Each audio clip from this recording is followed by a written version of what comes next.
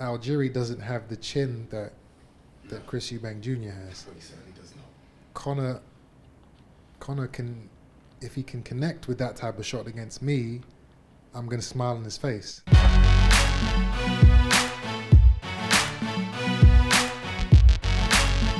Chris, something a bit different. We've got some Conor Benn highlights for you to watch. I want you to critique them. There'll be some good in there, there'll be some bad, some early performances as well. With your boxing eye, and you've been in the game for a long time now, I want you to kind of tell me what he's doing good and what he's doing not so good. Ready? Let's go.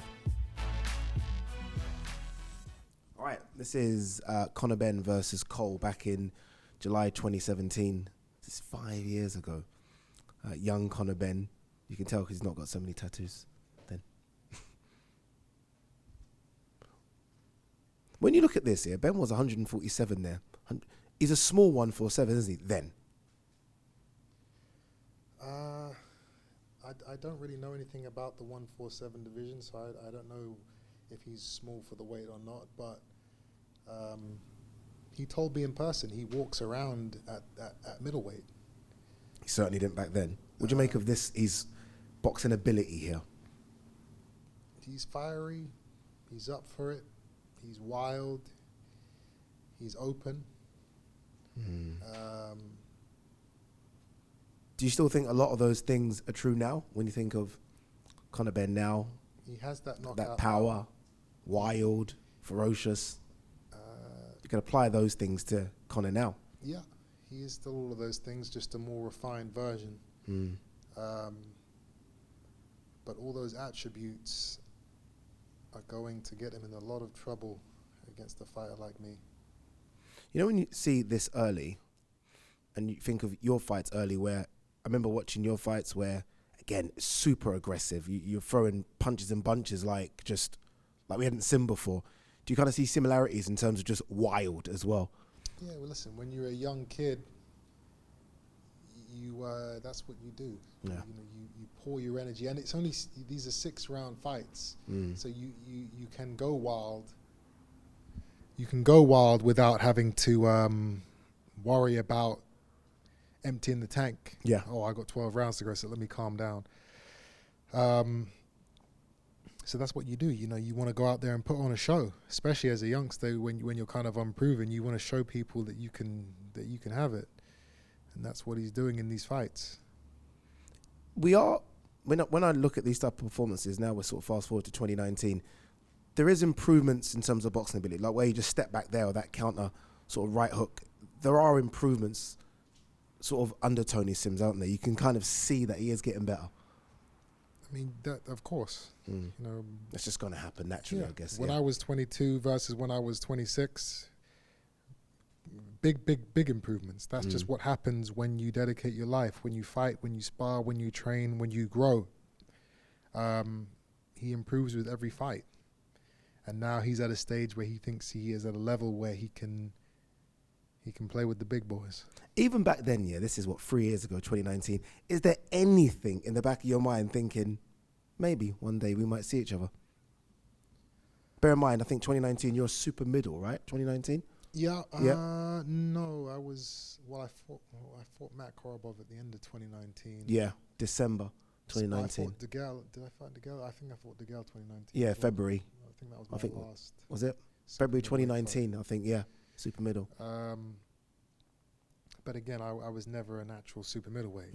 I was having to eat a full breakfast the day of the weigh-in to make 168, and then I would eat for non-stop for 24 hours straight, and I would still be 168 on the night. I couldn't put a pound over. So at this stage, at 2019, I wasn't looking at him as a potential opponent. I had always said, how amazing would that be if we ever be able to get into the ring? But at that stage, no.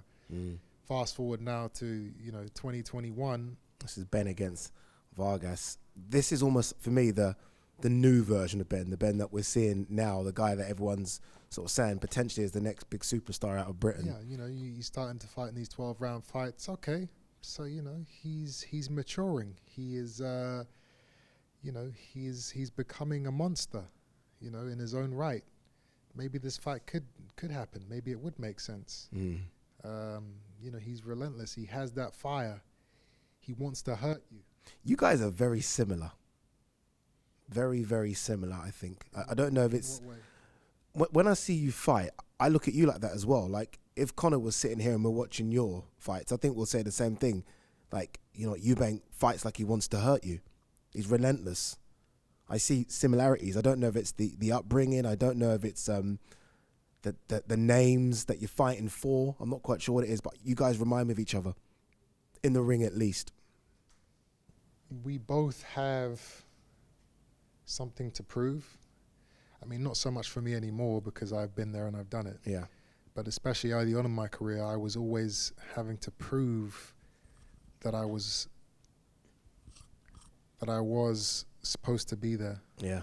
That I wasn't a gimmick. That it wasn't because of my name why I was in this fight. That's what made me so relentless. I couldn't go out there and just, you know, jab a guy's head off and be happy with a points decision. Couldn't do it. Yeah. People wouldn't have accepted it. They wanted, yeah.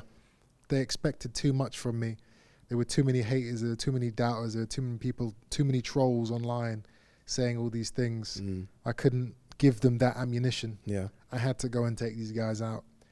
He's the same. Final fight here. This is Algieri. This is when, I guess, probably on paper he's biggest name, although Algieri obviously at the end, but former champion.